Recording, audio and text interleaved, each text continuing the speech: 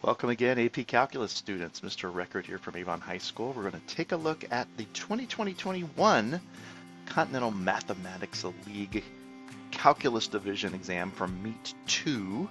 And we're going to take a look at our problem 7, which is a really neat area question.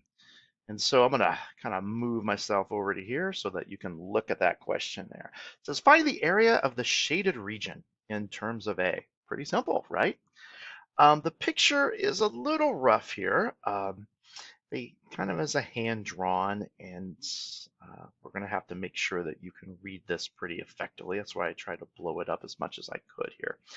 And so it looks as if we've got this parabola. And just to make sure that all of us can see that parabola, I'm going to go ahead and regraph it in blue here.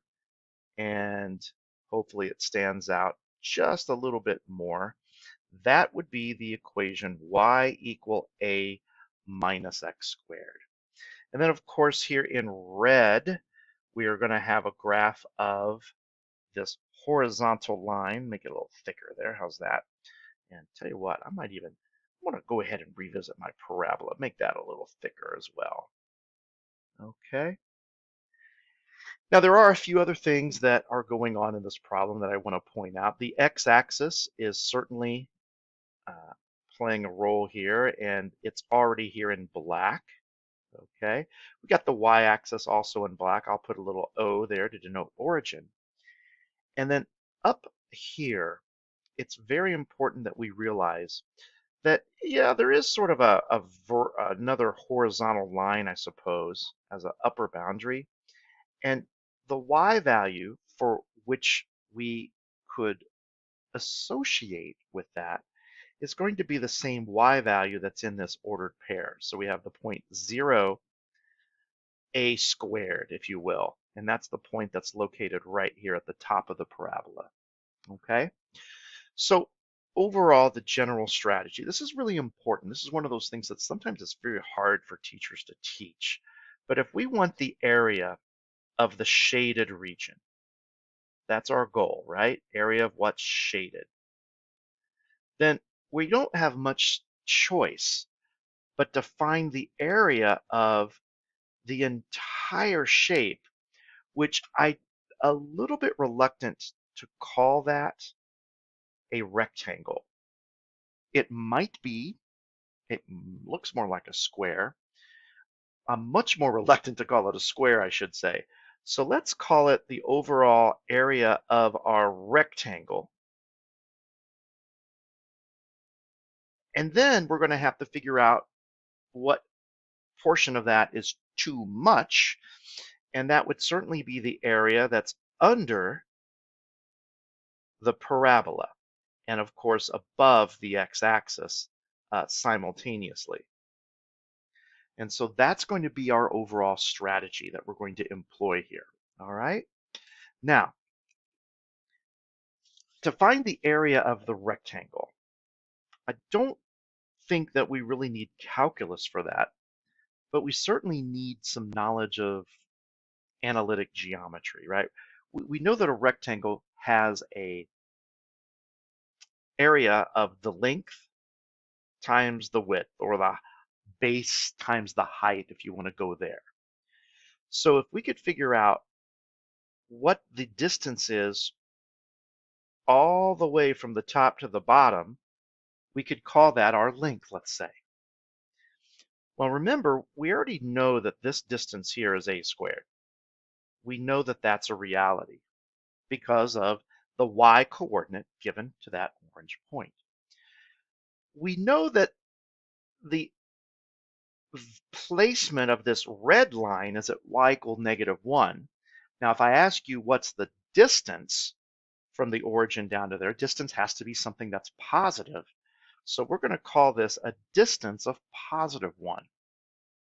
And so if you add those two things together, you have a squared plus 1, and that is going to be your L. Okay, now we still need W. So we need to know what this dimension is going to be. And this one may be just a little bit trickier perhaps because we're going to have to figure out the coordinates of a pair of points, namely this one here and this one here, and then we may have a chance to kind of see exactly how far apart those are. So this is where a little bit of analytic geometry comes into play. Do you remember how to find the x coordinates, or the zeros, of a function, a squared minus x squared in this case, right? Well, the zeros occur when y is equal to 0. So you're just simply going to take, just like what I've got written down here below me, a squared minus x squared, and you're going to set that equal to 0. And that's going to give you the placements of both of those orange points. And so if we add the x squared over, take the square root of both sides, I'm going to flip this around simultaneously, we're going to get plus or minus a. Very important, right? The plus or minus. It's pretty clear that the right side is the positive version of a, the left side is the negative version of a. And then if you want to ask yourself, how far is it from negative a to a? There's lots of ways you can think about it. You could just subtract the right minus the left, a minus negative a. Or you could think positive distance, that's going to be a distance of a, that's going to be a distance of a. Now be careful, you want to add those, don't multiply them. Adding them gives you 2a. And so there's going to be your area of your rectangle. And there's no surprise in that it's definitely in terms of a. It's going to be, because the problem says that this is going to happen regardless. Now, believe it or not, that might be the most challenging part. The area under the parabola is just utilizing some calculus that you've already been pretty much exposed to or using, and that's just going to be subtracting an integral.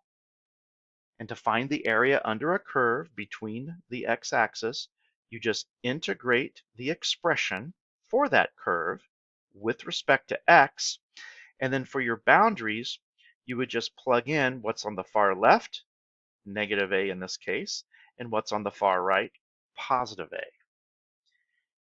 And at this point, you should be able to finish this up for me. You should be able to maybe simplify this just a little bit, maybe distribute. And then when you integrate this, can't really stop you from using a calculator. You might see if the calculator will handle the a value. I believe it does, and I believe it does a very good job of it. But if you had to integrate this by hand, the integration of the a squared is going to be treated as a constant. So a squared times x would be that result. And of course, the x squared is x cubed over 3. Plug in the a, plug in the negative a, subtract, watch your signs very, very carefully. And lo and behold, if all goes well, you should come up with an expression.